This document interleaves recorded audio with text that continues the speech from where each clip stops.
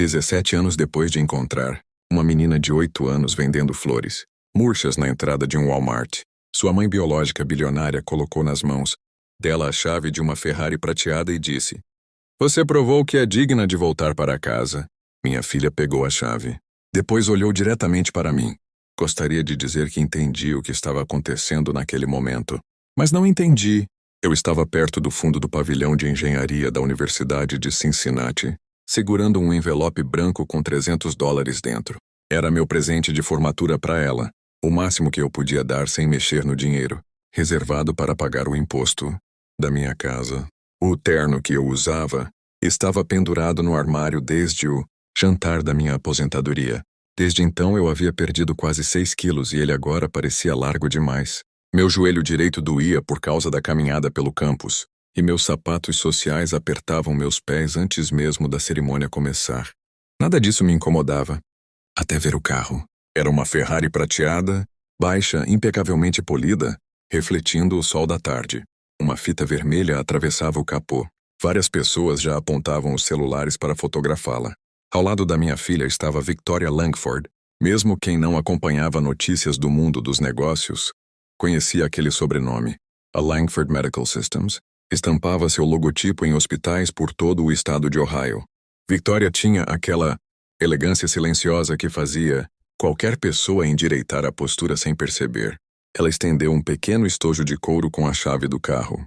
Emily o recebeu. E por um único segundo doloroso, olhei para o envelope de $300 em minhas mãos. E senti vergonha dele. Foi assim que essa história chegou ao fim. Mas tudo começou 17 anos antes. Numa noite gelada de novembro, do lado de fora do Walmart, na Wilmington Pike, em Dayton. Na época eu tinha 46 anos e trabalhava como carteiro. Naquele dia um colega faltou ao trabalho, então fiz parte da rota dele depois de terminar a minha. Quando finalmente bati o ponto, já eram quase 8 da noite, e uma chuva congelante batia no para-brisa da minha velha caminhonete Ford. Passei no Walmart para comprar café, um analgésico e um jantar congelado. Foi então que a vi. Uma garotinha estava parada perto do estacionamento de carrinhos, debaixo de uma luz amarela fraca. O moletom cinza era fino demais para aquele frio, e as mangas cobriam metade das mãos. Ela segurava 5 flores embrulhadas em jornal molhado. Não eram flores compradas em floricultura. Pareciam ter sido colhidas de um jardim abandonado. Caules tortos, folhas rasgadas e pétalas cor-de-rosa já ficando marrons nas bordas. A menina deu alguns passos em direção a um homem que empurrava um carrinho de compras. "O senhor gostaria de comprar uma flor? Custa apenas $1.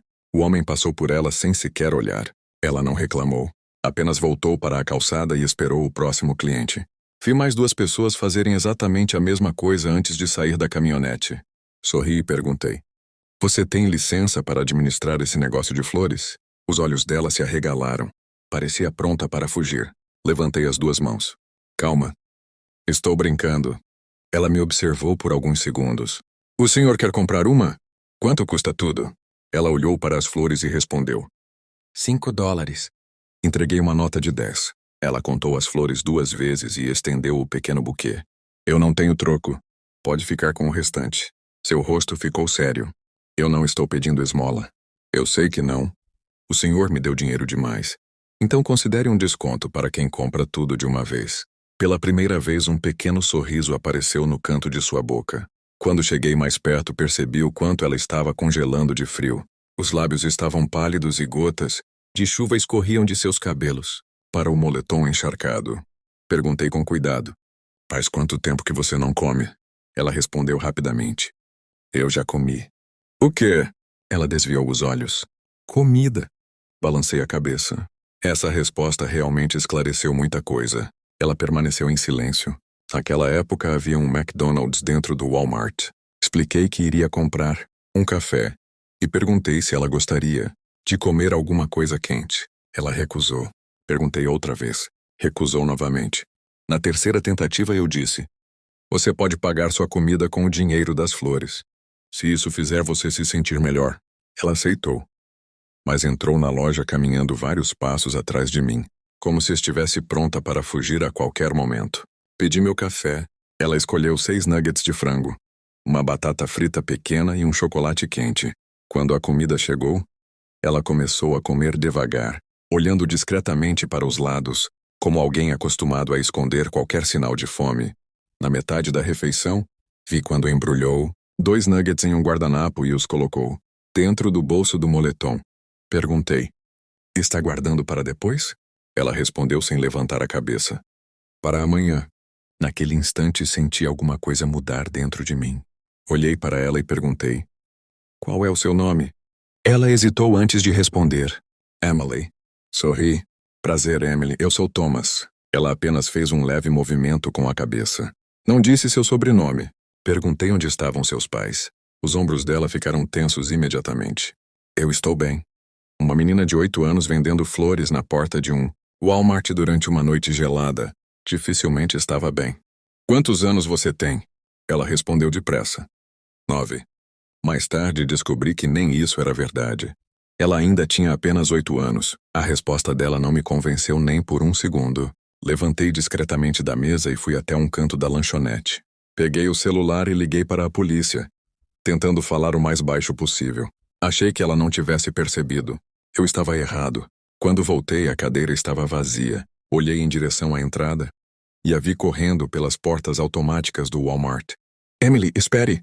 Saí atrás dela o mais rápido que meu joelho permitia. Ela atravessou 2 fileiras de carros antes de escorregar no asfalto, molhado pela chuva. Caiu, mas se levantou imediatamente. Quando tentei me aproximar, ela gritou: "Fica longe de mim!" Parei onde estava. A chuva escorria pelo meu rosto enquanto eu respirava com dificuldade. "Eu não vou machucar você." Ela balançou a cabeça. "Você chamou eles?" "Sim, chamei." "Eu não vou voltar." "Voltar para onde?" Ela abraçou o próprio corpo e não respondeu. Continuei parado, mantendo distância para que ela percebesse que eu não tentaria segurá-la. "Eu não vou colocar as mãos em você, mas também não vou deixar uma criança sozinha aqui nesta chuva." 10 minutos depois chegaram 2 viaturas. Quase 1 hora mais tarde apareceu uma assistente social do condado. Foi assim que conheci Margaret Sloan. Ela parecia completamente exausta, como alguém que carregava o peso de centenas de histórias difíceis nas costas. Usando um velho casaco marrom, ajoelhou-se diante de Emily e falou com uma voz calma e gentil. Mesmo assim, Emily permaneceu em silêncio. Depois de várias tentativas, Margaret me chamou para conversar em particular. "Ela fugiu de uma família acolhedora ontem." "Fugiu por quê?" Margaret soltou um suspiro cansado. "Ainda estamos investigando tudo." Olhou discretamente para Emily antes de continuar. "Havia um garoto mais velho na casa. Ele roubava a comida dela e fazia ameaças constantes. Os responsáveis não perceberam o problema a tempo." Senti um aperto no peito. "E a família dela?" "A mãe a abandonou com uma conhecida anos atrás. Essa pessoa não conseguiu continuar cuidando dela. Desde então não conseguimos localizar a mãe biológica." Olhei para Emily sentada no banco traseiro da viatura, segurando com força o saquinho de papel onde ainda estavam os 2 nuggets que ela havia guardado para o dia seguinte. Aquela imagem ficou gravada na minha memória. Perguntei: "O que vai acontecer com ela agora?" Margaret respondeu com sinceridade: "Esta noite ela será levada para um abrigo temporário. Amanhã começaremos toda a papelada para encontrar outro lar." Naquela noite eu não levei Emily para casa. A vida real não funciona como nos filmes. Você não encontra uma criança assustada em um estacionamento e simplesmente decide adotá-la. Mas na manhã seguinte liguei para Margaret. 3 dias depois liguei outra vez. Na semana seguinte, soube que Emily havia sido transferida para outra casa temporária e perguntei se poderia visitá-la.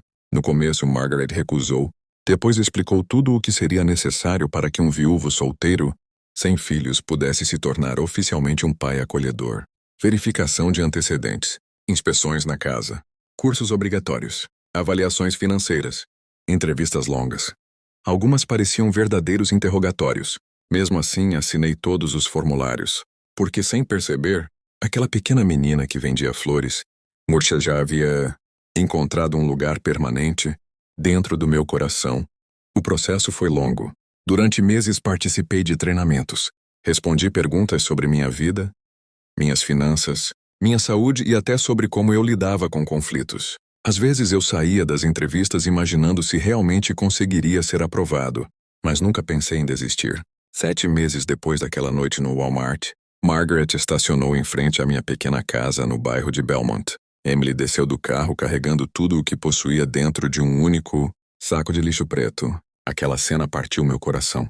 Nenhuma criança deveria resumir toda a própria vida a um saco plástico. Ela entrou devagar, observando cada canto da casa. A sala era simples. Um sofá antigo, uma estante cheia de livros, fotografias da minha falecida esposa sobre a lareira. Ela permaneceu em silêncio por alguns segundos. Depois perguntou: "Quanto tempo vou ficar aqui?" Olhei para ela antes de responder. Pelo tempo que deixarem, ela não gostou da resposta. Percebi isso imediatamente. Ela queria ouvir algo definitivo. Queria acreditar que pela primeira vez, ninguém a mandaria embora. Mas eu ainda não podia prometer aquilo. Nas primeiras semanas quase não conversava. Guardava bolachas debaixo do colchão. Dormia com os sapatos ao lado da cama. Todas as manhãs organizava suas poucas roupas dentro da mochila, antes de ir para a escola, como se esperasse ser transferida novamente a qualquer instante. Um dia, enquanto me ajudava na cozinha, esbarrou sem querer em um copo. O vidro caiu no chão e se estilhaçou. Emily ficou completamente imóvel. As mãos tremiam. Seu rosto perdeu a cor. Ela olhava para mim como alguém esperando uma explosão. Sem dizer nada, peguei a vassoura. "É só um copo, mocinha." Comecei a juntar os cacos. "Temos outros." Ela piscou várias vezes. "Só isso?" Olhei para ela sem entender. O que mais deveria acontecer?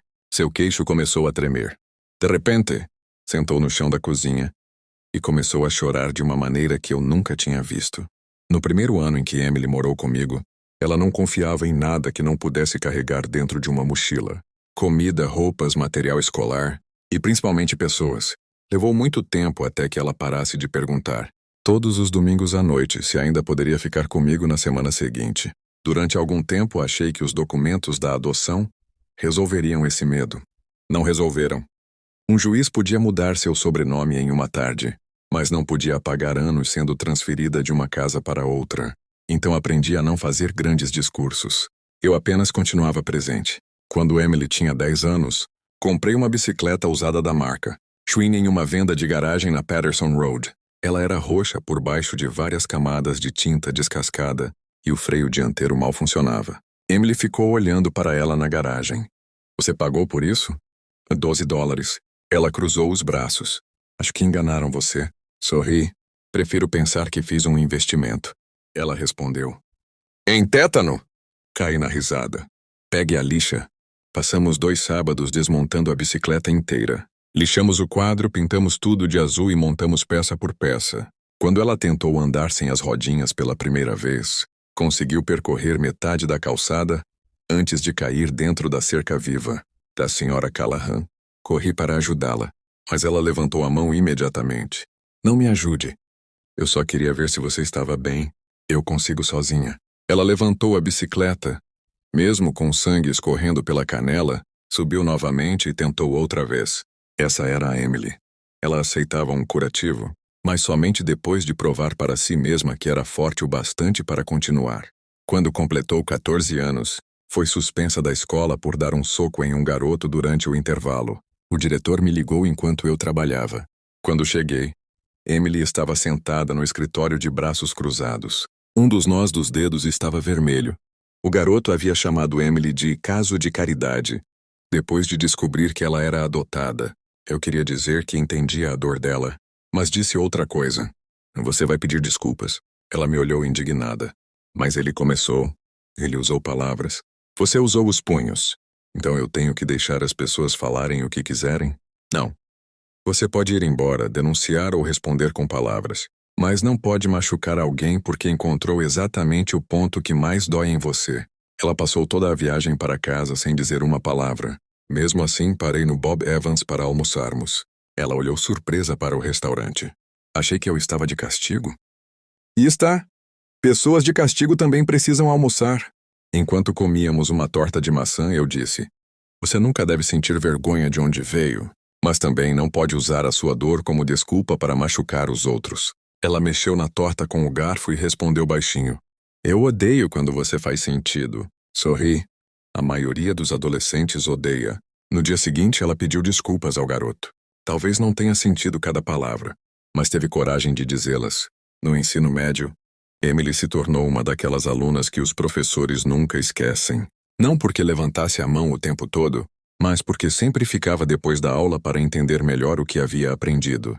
Ela era excelente em matemática. Muito melhor do que eu jamais fui.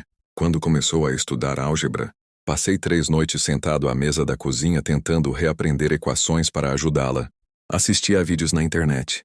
Enchi várias folhas de anotações e, mesmo assim, consegui errar um exercício. Emily olhou por cima do meu ombro e sorriu. Pai, você trocou os sinais. Fingi que aquilo fazia parte do plano. Eu só estava testando você. Ela apontou para minhas anotações. Então por que você escreveu eu odeio variáveis na margem da folha? Caí na risada. Isso também fazia parte do teste. Ela riu tanto que quase engasgou com o leite. Esses são os momentos de que mais me lembro. Não os aniversários, nem os boletins, mas as noites comuns de terça-feira na cozinha, os sanduíches de queijo queimados, as discussões sobre o horário para voltar para casa, as pequenas coisas do dia a dia. É assim que um lar é construído. Não de uma vez, mas aos poucos quando ninguém está olhando. No último ano do ensino médio, Emily entrou correndo na cozinha segurando um envelope. Pai, eu consegui. Levantei os olhos da pilha de cartas que organizava. Tem certeza? Ela colocou o envelope em minhas mãos. Era a carta de aprovação para o curso de engenharia biomédica da Universidade de Cincinnati. A bolsa de estudos pagava toda a mensalidade, mas não cobria moradia, alimentação, livros, seguro, materiais de laboratório e muitas outras despesas. Eu disse que daríamos um jeito. Ela respondeu imediatamente. Não faça nenhuma loucura por minha causa. Naturalmente, fiz exatamente isso. Vendi meu barco de pesca. Era um barco simples de alumínio, com cerca de 6 metros de comprimento, uma faixa verde já desbotada e um motor de popa que só funcionava depois de muita insistência nas manhãs frias. Minha falecida esposa e eu costumávamos pescar no Indian Lake antes de ela adoecer. Depois que ela morreu, mantive o barco coberto por uma lona azul no quintal. Quase nunca o usava.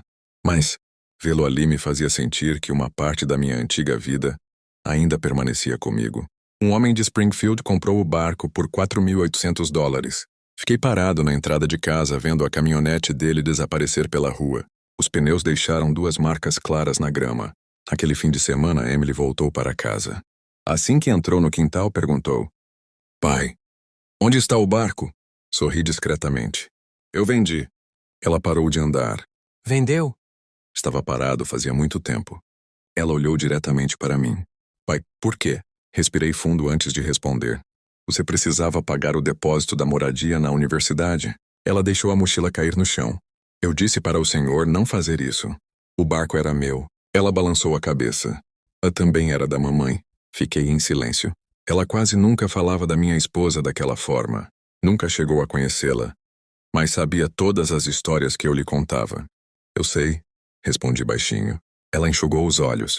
Você não precisa continuar abrindo mão das suas coisas por minha causa. Olhei para ela com um sorriso cansado. Emily, eu não estou abrindo mão da minha vida. Estou apenas escolhendo onde quero investi-la. Ela desviou o olhar. Depois de alguns segundos, disse: Um dia vou comprar outro barco para você. Sorri. Eu fico satisfeito se você começar pagando sua conta de telefone em dia. Ela pegou um pano de prato e o jogou na minha direção. Nós dois acabamos rindo. A faculdade mudou nós dois. Emily ficou mais independente. Era exatamente isso que eu sempre quis. Mas ao mesmo tempo foi muito mais difícil do que eu imaginava. Ela deixou de ligar todas as noites. Começou a tomar decisões sozinha. Muitas vezes eu só descobria coisas importantes depois que tudo já tinha acontecido. Enquanto isso, meu corpo começou a lembrar que eu não tinha mais 46 anos. Meu joelho direito piorava a cada mês. As dores nas costas apareceram. 2 dedos da minha mão esquerda começaram a ficar dormentes depois de dirigir, por muito tempo. Passei a esquecer pequenas coisas. Onde tinha deixado os óculos, se já havia tomado o remédio da pressão, ou por que tinha entrado na garagem. Eu dizia a mim mesmo que era apenas a idade. Nada mais.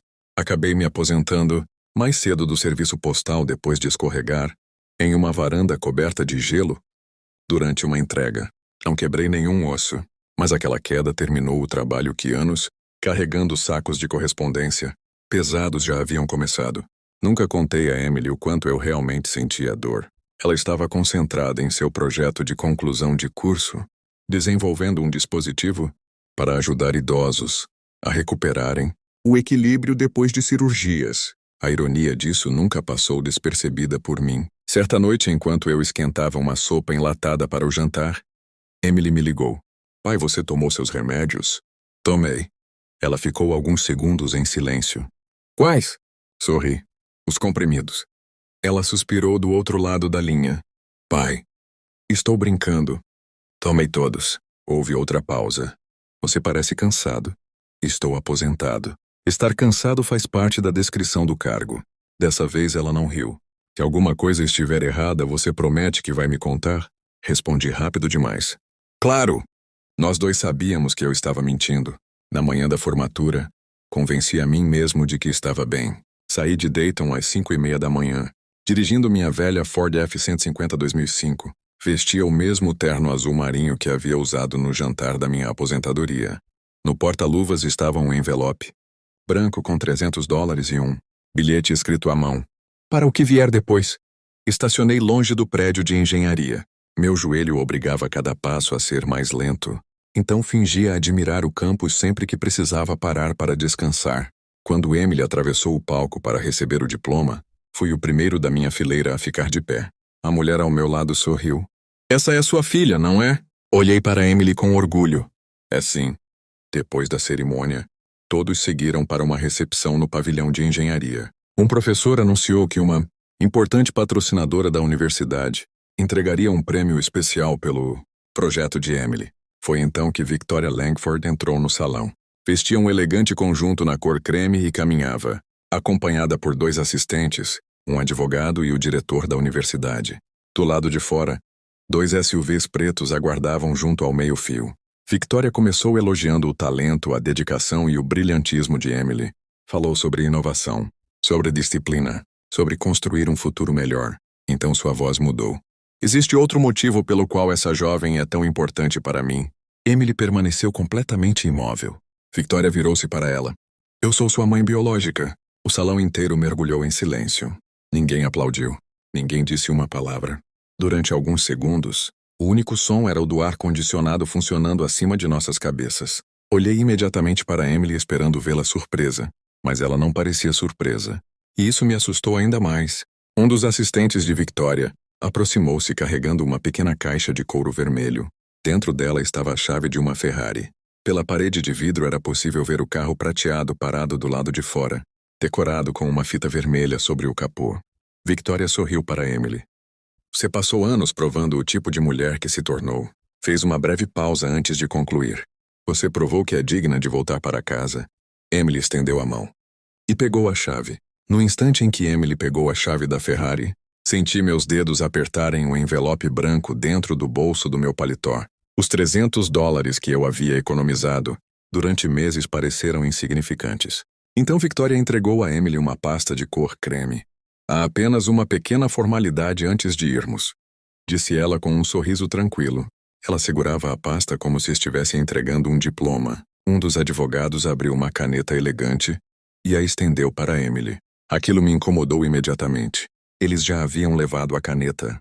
Os documentos estavam preparados. Esperavam que ela assinasse sem hesitar. Emily recebeu a pasta, mas não pegou a caneta. Abriu a primeira página e perguntou calmamente. O que exatamente eu estou assinando? Victoria respondeu sem perder o sorriso. Apenas um acordo de reconciliação familiar. Nada complicado.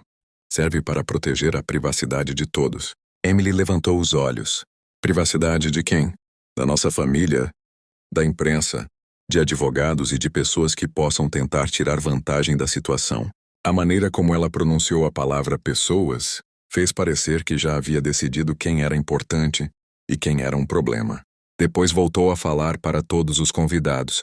Emily terá finalmente todas as oportunidades que deveria ter tido desde o início. Então começou a listar tudo o que estava oferecendo. Um apartamento em Chicago, um cargo na fundação da família Langford, acesso à mansão da família, dinheiro para viagens, roupas, segurança e qualquer outra necessidade enquanto se adaptasse à nova vida. Nova vida. Essas 2 palavras pesaram mais do que todas as outras. Olhei ao redor do salão. Professores conversavam em voz baixa. Pais observavam a cena sem entender. Os recém-formados seguravam copos de refrigerante e permaneciam em absoluto silêncio. Do lado de fora, a Ferrari brilhava ao sol como a promessa de um futuro perfeito. Emily continuou lendo cada página sem demonstrar pressa. Victoria voltou a sorrir. Claro, você não precisa mudar seu sobrenome. Essa decisão será totalmente sua. Mas se desejar voltar a fazer parte publicamente da família Langford, nós teremos muito orgulho disso. Coloquei a mão dentro do bolso e toquei novamente o envelope. $300. Para o que vier depois. Naquele momento, aquele presente parecia pequeno demais. Olhei para meus sapatos gastos. Apesar de estarem limpos, o couro já começava a rachar perto da ponta. Um dos assistentes de Victoria usava um par de sapatos que provavelmente custava mais do que minha aposentadoria de um mês inteiro.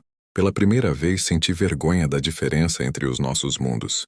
E uma pergunta dolorosa atravessou minha mente. Talvez Emily realmente merecesse uma vida muito melhor do que aquela que eu podia oferecer. Continuei olhando para Emily enquanto ela lia o documento. Uma parte de mim queria que ela devolvesse imediatamente a chave da Ferrari. Queria que dissesse a Victoria que nenhum dinheiro poderia comprar 17 anos perdidos. Mas outra parte de mim pensava diferente. Se aquela era a vida que Emily realmente desejava, eu não tinha o direito de fazê-la sentir culpa por escolhê-la. Amar alguém também significa permitir que essa pessoa escolha o próprio caminho. Respirei fundo e afrouxei a mão que apertava o envelope. Emily virou mais uma página. Depois ergueu os olhos. Você leu este contrato inteiro? Victoria respondeu sem hesitar. Claro! Cada cláusula! Minha equipe jurídica preparou tudo cuidadosamente. Emily permaneceu séria. Essa não foi a minha pergunta. O ambiente ficou ainda mais silencioso. Victoria respirou fundo. Sim, eu li. Emily apontou para um trecho do documento. E aqui diz que eu reconheço que você fez todos os esforços possíveis para me localizar e me apoiar durante a infância. Ela olhou diretamente para Victoria. Isso é verdade. Victoria manteve a calma. Essa é apenas uma linguagem jurídica padrão. Emily não desviou o olhar. Eu perguntei se é verdade. Depois de alguns segundos, Victoria respondeu. Nós nunca deixamos de nos importar com você. Emily balançou a cabeça lentamente. Isso também não responde à minha pergunta. Pela primeira vez, Victoria pareceu desconfortável. Ela lançou um rápido olhar para um de seus advogados, antes de voltar a encarar Emily. Existiam circunstâncias que você ainda não conhece. Emily fechou a pasta. Então explique. Victoria respirou profundamente. Eu era muito jovem. A família de Daniel acreditava que você não era filha dele. Houve ameaças envolvendo dinheiro, disputas judiciais e minha própria segurança. Achei que estava tomando a única decisão possível. Emily permaneceu calma. Há quanto tempo você sabe onde eu moro? Victoria demorou alguns segundos para responder. Eu sempre esperei que você estivesse bem. Emily repetiu a pergunta. Há quanto tempo? Depois de um breve silêncio, Victoria respondeu em voz baixa. Eu recebia atualizações de tempos em tempos. Emily fez apenas mais uma pergunta. Isso aconteceu antes ou depois do meu aniversário de 11 anos? Naquele instante percebi que minha filha sabia muito mais do que eu imaginava. E senti que aquela conversa estava apenas começando. Victoria permaneceu em silêncio por alguns segundos. Depois desviou os olhos para um de seus advogados. Foi nesse instante que percebi que Emily não estava fazendo perguntas por acaso. Ela colocou a mão dentro do bolso da beca de formatura e retirou uma folha dobrada. Victoria franziu a testa. O que é isso? Emily abriu o papel com calma. Um relatório da empresa Wickham Investigations, datado de 14 de março de 2012. A expressão de Victoria mudou imediatamente. Ela perdeu a cor do rosto. Emily começou a ler. A menor reside com seu pai adotivo, Thomas Walker, em Dayton, Ohio. Frequenta a escola primária, Horace Mann. Não há riscos imediatos à sua segurança. Ouvir meu nome naquele relatório fez meu estômago se fechar. Emily continuou. O Sr. Walker passou a fazer horas extras nos fins de semana. O tratamento odontológico da criança parece estar causando dificuldades financeiras. Na mesma hora me lembrei daquele período. As despesas com o aparelho dentário de Emily eram muito maiores do que o seguro cobria. Durante meses aceitei entregas extras aos domingos. Eu dizia a ela que fazia aquilo porque gostava de trabalhar. Agora descobria que alguém estava observando nossas vidas em silêncio. Victoria tentou se explicar. Contratei investigadores apenas para ter certeza de que você estava segura. Emily levantou os olhos. Você sabia que eu precisava de tratamento dentário. Isso não significa que eu entendesse toda a situação. Você também sabia que meu pai trabalhava todos os fins de semana. Victoria respirou fundo. Meus advogados aconselharam que eu não interferisse. Emily fez outra pergunta. Eles também aconselharam você a nunca enviar um cartão de aniversário? O salão inteiro permaneceu imóvel. Ninguém ousava interromper. Eu queria caminhar até minha filha. Queria poupá-la daquela dor, mas compreendi que aquela era uma conversa que somente ela podia ter. Victoria baixou a cabeça. Eu sei que tudo isso parece horrível. Emily respondeu com uma calma que cortava mais do que qualquer grito. Não parece horrível? É horrível. Naquele momento, todos entenderam que aquela cerimônia já não era uma simples homenagem. Era um acerto de contas com um passado que ninguém mais podia esconder. Uma funcionária da universidade caminhou discretamente em direção ao microfone, provavelmente tentando encerrar aquela situação. Emily levantou a mão. Só mais um instante. Depois voltou-se para todos os presentes. Há 3 semanas fui procurada por uma advogada chamada Claire Reynolds. Uma mulher sentada na terceira fila levantou-se. Vestia um terno azul escuro e carregava apenas uma pasta simples de couro. Sem assistentes, sem seguranças, sem fotógrafos. Victoria olhou para ela imediatamente. Você não tinha autorização para falar com Emily antes da conclusão da análise do espólio. Claire permaneceu completamente calma. Eu represento a administradora independente do patrimônio de Daniel Langford. Pela lei, eu era obrigada a notificá-la. Emily olhou rapidamente para mim. Meu rosto devia demonstrar toda a confusão que eu sentia. Ela respirou fundo e começou a explicar. O marido de Victoria, Daniel Langford, havia falecido 8 meses antes. Durante a revisão de seu patrimônio, antigos registros levaram os administradores até Emily. Um exame de DNA, realizado com o irmão de Daniel, confirmou, definitivamente, que Emily era sua filha biológica. Isso significava que ela tinha direito legal a uma parte da herança da família Langford, independentemente da vontade de Victoria. Claire continuou. Emily não precisa morar com a senhora. Ela não precisa mudar de sobrenome. Não precisa trabalhar para a empresa da família. E também não precisa assinar nenhum documento, abrindo mão do direito de contar a verdade sobre sua infância. Naquele instante compreendi que aquela pasta entregue por Victoria não era um presente. Era uma tentativa de controlar o futuro de Emily. Olhei para minha filha. Você já sabia de tudo isso? Ela assentiu lentamente. Há 3 semanas. Minha voz quase falhou. Por que não me contou? Emily olhou diretamente nos meus olhos. Porque eu precisava descobrir por que ela realmente voltou. A resposta doeu. Não porque eu estivesse zangado, mas porque percebi que minha filha havia carregado todo aquele peso sozinha durante semanas. Victoria deu um passo à frente. Emily, podemos conversar em particular? Você está sendo influenciada por pessoas que têm interesses próprios. Emily observou por alguns segundos a chave da Ferrari em sua mão. Depois fechou os dedos em volta dela. Obrigada pelo carro. Victoria sorriu, acreditando que finalmente havia vencido.